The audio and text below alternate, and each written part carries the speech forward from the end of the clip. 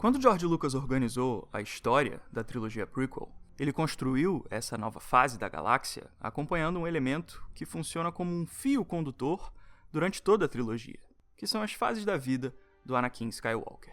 O episódio 1 começa na infância dele, depois a história segue pela fase de Padawan, como aprendiz. E no final do ciclo, o Anakin já é um cavaleiro Jedi experiente que encara a posição da paternidade. Então cada episódio é marcado por um estado diferente da vida do Anakin, o que faz com que as relações dele com outros personagens evoluam com o passar dos filmes.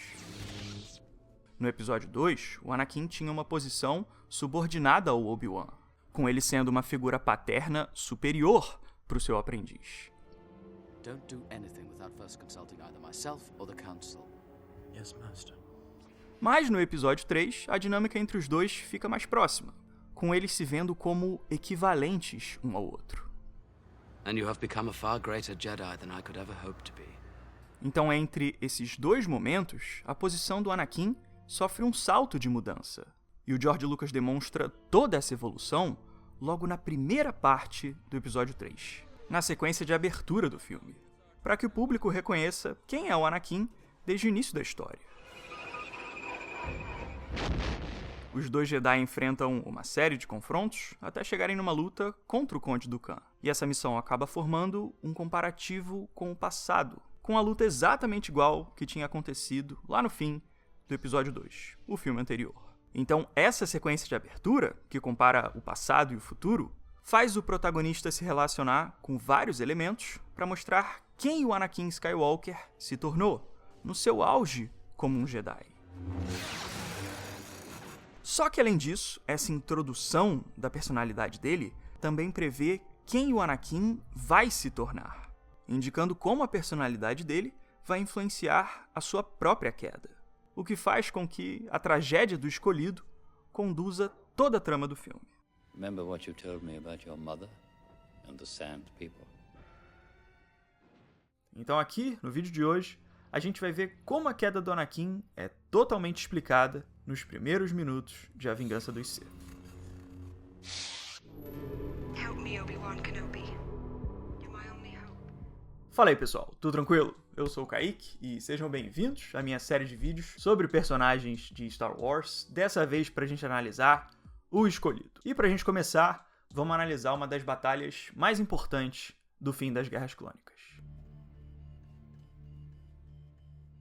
A Batalha de Coruscant é uma das aberturas mais grandiosas de Star Wars, pela forma como ela revela uma batalha de proporções enormes, com cruzadores gigantescos e um campo de batalha que se perde no horizonte. E esse senso de dimensão tão grande é interessante porque ele cria uma diferença com as duas naves que vão mudar o rumo dessa batalha inteira, que são os pequenos caças do Anakin e do Obi-Wan. Esses dois personagens são tão experientes em batalha que eles não precisam de mais nada, além de dois pequenos caças, para decidirem todo o desfecho desse conflito. Então, por mais que o campo de batalha seja astronômico, o filme representa como o Anakin e o Obi-Wan estão numa escala ainda maior do que isso tudo ao redor deles. Porque são eles dois que vão mudar toda a direção desse combate. Um outro ponto interessante dessa parte é que ela também introduz a sintonia que existe entre o Anakin e o Obi-Wan, pela forma como eles voam com um sincronismo realmente perfeito. Quando eles se conheceram no episódio 1, a relação deles dois era estremecida, pelo jeito como o Obi-Wan rejeita o Anakin por causa das incertezas que existiam ao redor dele. The boy is dangerous. They all sense it. Why can't you? E no episódio 2, os dois ainda têm um certo tipo de atrito, como acontece quando o Anakin se sente diminuído pelo seu mestre, que tinha uma posição superior à dele. We will do exactly as the council has instructed.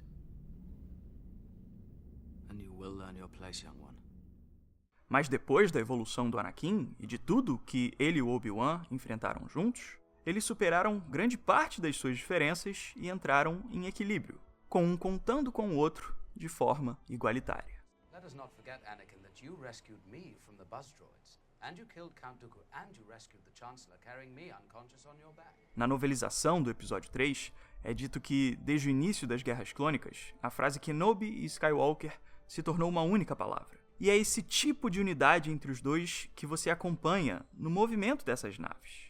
A formação simétrica dos dois caças é uma narrativa visual, que reflete como esses dois não são mais aprendiz e professor, mas sim duas figuras equivalentes, como a gente vê pela forma como os dois agem como um só.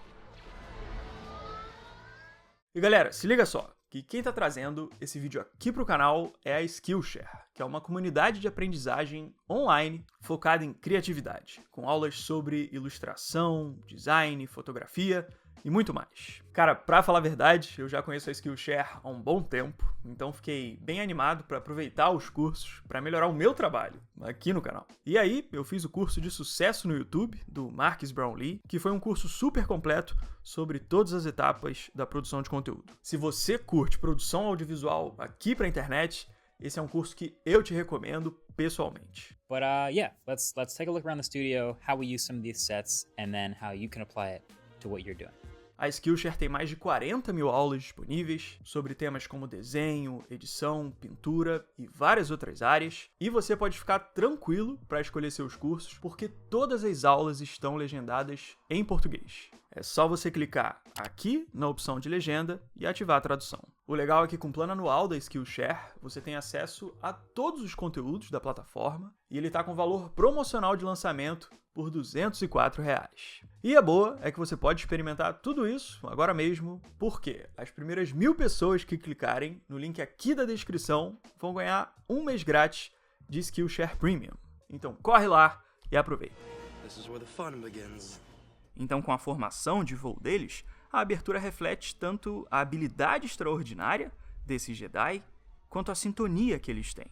E essas duas características são muito importantes porque elas incrementam a progressão do filme, na hora do combate entre eles dois. Como a história mostra desde o começo que o Anakin e o Obi-Wan têm poderes incríveis e que espelham um ao outro, o conflito entre eles acaba despertando uma tensão ainda maior. Eles usam os mesmos movimentos de ataque e têm defesas quase indestrutíveis durante o combate, porque esses dois lutadores conhecem um ao outro tanto quanto conhecem a si mesmos. E é desde a primeira sequência do filme que a gente acompanha a formação desse paralelo entre os dois, que faz eles serem como um só. Grande parte dessas cenas que a gente está vendo mostram as proximidades entre o Anakin e o Obi-Wan. Mas elas também têm um papel fundamental para explorar o que é diferente entre eles dois. Quando o Obi-Wan pede reforços de um esquadrão de clones, ele ordena que eles tomem a frente do ataque. Só que nesse avanço, um clone acaba sendo cercado por vários inimigos. E o Anakin, então, tem o instinto de ajudar esse clone, para livrar ele da armadilha. Mas o Obi-Wan impede que ele vá, para que eles continuem focados, só na missão deles. I'm gonna go help them out. No, they are doing their job, then we can do ours. E como resultado, o clone não consegue se salvar e acaba sendo atingido. E repara só, como essa situação demonstra alguns traços muito importantes dos dois personagens. O Obi-Wan prioriza o foco no seu objetivo, seguindo a conduta de um general Jedi, enquanto o Anakin seguia pelos seus instintos de compaixão, querendo salvar os outros independente do que está acontecendo. E com esse comparativo, a cena destaca o que é a compaixão do Anakin, que é uma característica que vem sendo desenvolvida desde o início da trilogia. Em A Ameaça Fantasma, quando o Anakin ainda era só um moleque, ele ofereceu ajuda para o Qui-Gon logo depois de ter conhecido ele, chamando ele e os outros para se protegerem de uma tempestade na casa dele. Sandstorms are very, very dangerous. Come on, I'll take you to my place. Depois, no episódio 2, o Anakin descobre que o Obi-Wan estava em perigo em Geonosis, o que faz com que ele aceite o plano da Padmé de ir contra o Conselho Jedi para ir salvar o seu mestre. If you plan to protect me, you'll just have to come along. Então, ao longo da trilogia, a gente vê como o Anakin sempre teve um traço de compaixão muito intenso, mesmo quando ele não tinha treinamento nenhum e era só uma criança. E ele continua carregando essa iniciativa compassiva até sua fase de adulto, como a gente vê agora. Só que essa descrição da personalidade do Anakin também indica o potencial negativo dos sentimentos dele no futuro.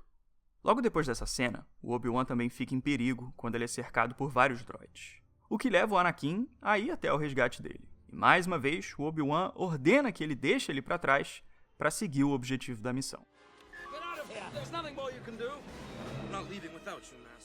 Só que é claro que o Anakin caga pras regras, insiste no resgate e consegue salvar o Obi-Wan. Então, nessa sequência, a trama cria duas situações em que a compaixão do Anakin bate de frente com as normas do papel dele, como um Jedi. E assim o filme demonstra a intensidade do senso de proteção do Anakin e como ele enfrenta as regras ao redor dele para lutar pelo que ele quer proteger. Para entender a importância desse ideal protetor do Anakin, é legal a gente rever a origem dele, para ver como ele vem desenvolvendo esse sentimento por vários anos.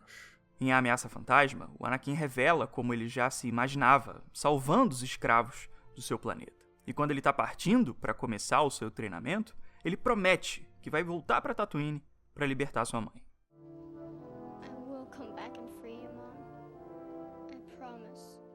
Até que depois, no Ataque dos Clones, o Anakin começa a ter visões da sua mãe em perigo. Mas quando ele consegue encontrar ela em Tatooine, já era tarde demais e ela acaba morrendo. Então, no espaço da trilogia, o Anakin vai criando um senso de perda, onde ele se sente responsável pelas tragédias que acontecem ao redor dele. Why couldn't I save her? I know I could have. Ele se coloca numa posição onde ele sente que, se ele não interferir no destino, ele vai perder o que poderia ter sido salvo. E é esse receio da perda que faz ele ter medo de perder a Padmé, na sequência do filme. Quando ele começa, mais uma vez, a ter visões, dessa vez sobre a morte da Padmé, ele se vê de novo numa posição de responsabilidade, onde ele tem a chance de proteger quem ele ama. E depois de ter perdido a sua mãe, o Anakin fica determinado a impedir que os seus pesadelos se tornem realidade, como já aconteceu no passado. It was only a dream. I won't let this one become real. Por isso que ele perde a fé no destino e passa a buscar poder para assumir controle sobre todos os aspectos da vida.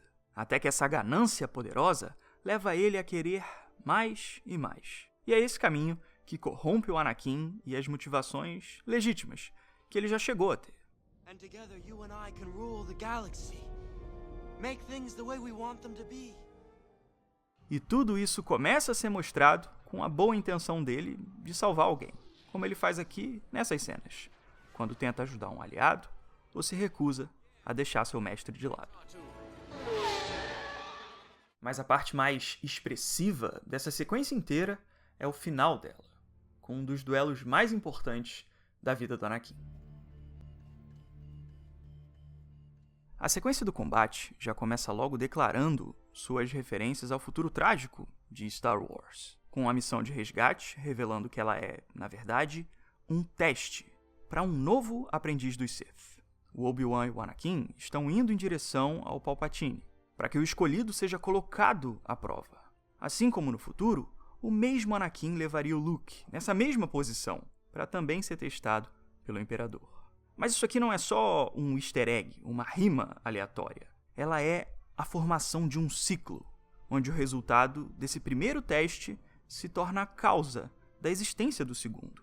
O último estágio da prova do Anakin, com os sabres cruzados frente à chance da morte, recria o início do julgamento do Luke, conectando as duas lutas. Porque aqui no episódio 3, o Anakin está falhando no teste, que só seria superado pelo Luke Skywalker. Enquanto o pai falhou e matou seu inimigo, o filho consegue se livrar da agressividade e fazer a escolha certa.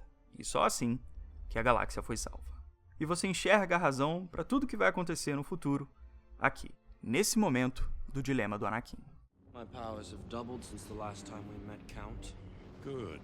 Twice the pride, double the fall. Quando a gente chega no final dessa luta, a gente pode ver como essa sequência apresenta um elemento que vai ser responsável pela última parte da transformação do Anakin. No final do combate, o Dooku é totalmente desarmado e fica sem chance de reação. E o Anakin enxerga duas opções principais a partir daí.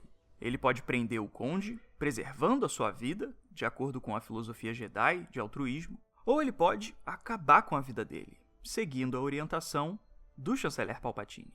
E ele demonstra um conflito sobre esse dilema, dizendo que sabe que não deveria ir contra a filosofia Jedi. I shouldn't. Mas como o Palpatine representa um mentor sábio para o Anakin, ele segue o seu conselho, porque ele acredita que a decisão dele sobre a morte do Dukan pode ter um efeito positivo para o desfecho da guerra, mesmo com ele ainda ficando extremamente dividido. I shouldn't have done that. It's not the Jedi way. E na sequência do filme, esse conflito sobre o caminho Jedi aparece de novo na vida do Anakin. Depois que a verdadeira identidade do Palpatine como Lord Sith é revelada, o Anakin encontra o Mace Windu rendendo Darth Sidious no fim de um combate. E o que é muito importante nessa cena é que o Mace Windu acaba recriando aquele mesmo dilema moral do início do filme. Ele começa a luta com a intenção de prender o Palpatine, que é o certo. Mas depois que ele vê o poder dele, o Mace decide que ele é perigoso demais e decide executar o Sidious. E a frase que ele diz para confirmar a conduta dele é uma repetição do que o Palpatine tinha dito sobre o Dukan no início da história. He has control of the Senate and the courts. He's too dangerous to be left alive. He was too dangerous to be kept alive. Então, com o eco desse dilema, o Anakin vê que o Palpatine e o Mace agem da mesma forma na mesma situação, eliminando a vida dos seus oponentes. E esse paralelo faz com que o Anakin deixe de diferenciar os Jedi e os Sith, porque a filosofia dos dois está resultando na mesma prática. Até que, como resultado, a visão do Anakin passa a enxergar uma única diferença entre o caminho da luz e das sombras, que é a chance de salvar a Padmé. Seguindo os ensinamentos do Jedi, ele deveria se libertar do medo de perder a Padmé, como é dito pelo Yoda, o que ele achava que poderia causar a morte dela. Train yourself to let go of everything you fear to lose. Ou ele poderia buscar o poder das sombras, como foi indicado pelo Palpatine, o que ele achava que poderia salvar a vida da Padmé. Power to save Padme. E com essa escolha, o Anakin segue o caminho das sombras, para fazer o que ele realmente acreditava que poderia ser o certo a se fazer. Como é explicado pelo George Lucas, no episódio 3 o Anakin se torna um Sith, se torna Darth Vader, quando mata o Mace, que é o momento definitivo da queda dele. Só que essa virada só consegue ser coerente para a personalidade do Anakin porque ela é um fim de um ciclo inteiro de experiências que vem se desenvolvendo desde a abertura do filme. Até que são as escolhas do Anakin que acabam fazendo o maior medo dele virar realidade, porque o pacto com o Palpatine se revela como uma grande mentira, o que faz o próprio Anakin se tornar a causa da perda da Padmé. E tá tudo plantado lá desde a sequência de abertura da história, quando o Anakin enxerga duas escolhas para dois caminhos. A queda do Anakin é o que move as prequels, do início ao fim. É essa tragédia que dá propósito para o que é contado em cada uma das 3 fases da República. Tanto que o próprio George Lucas diz que na trilogia, a história do Anakin é como uma saga mitológica, onde ele está condenado desde o início, e você está vendo como isso acontece. E essa mesma proposta da trilogia, como um todo, de um processo de queda, é trazido aqui para o episódio 3, com o filme desenvolvendo a tragédia do Anakin desde a sua sequência de abertura até a conclusão. Mas é aí que o George Lucas muda um pouco o tom das coisas. Pela maneira como o George contou a sua história da saga completa de Star Wars, primeiro a história do filho foi contada e só depois que o arco do pai foi desenvolvido. E por isso, durante todo o percurso, você já sabe que o Anakin já foi salvo, porque afinal, Star Wars se passa todo no passado, há muito tempo, em uma galáxia muito distante. Então a conclusão dessa história inteira é que a queda deixa de ser uma tragédia, para se tornar um símbolo de esperança, porque por pior que seja a tragédia, ela já foi superada. O Anakin pode até começar a deixar de acreditar em si mesmo e no Jedi, mas na hora certa você sabe que ele vai ser lembrado do que ele realmente é. Então, galera, esse foi meu vídeo sobre a introdução de A Vingança dos Sith, sobre como ela apresenta um grande estudo concentrado de quem é o Anakin e o que vai acontecer com ele. Só para dar um contexto melhor, essa série, A Lendas da Galáxia, eu comecei há um tempo atrás com a proposta de fazer análises sobre personagens. Tem um primeiro episódio que foi sobre a Ahsoka, vou deixar aqui na descrição e nos cards também. Esse segundo é sobre o Anakin, mas também peço sugestões aí nos comentários de quais vocês querem ver. No último vídeo a galera falou que queria ter visto do Anakin, então eu trouxe agora mais um vídeo. Fiquei um tempo sem fazer vídeo nesse estilo, mas tá aí, espero que vocês tenham gostado. Se você puder deixar um like, eu agradeço muito. Se inscreve aí se não for inscrito também. E me segue lá no Instagram, onde eu vou mostrando a produção do canal, o backstage de tudo que rola por aqui. E a gente se vê no próximo vídeo, beleza? Então eu fico por aqui, valeu e um abraço.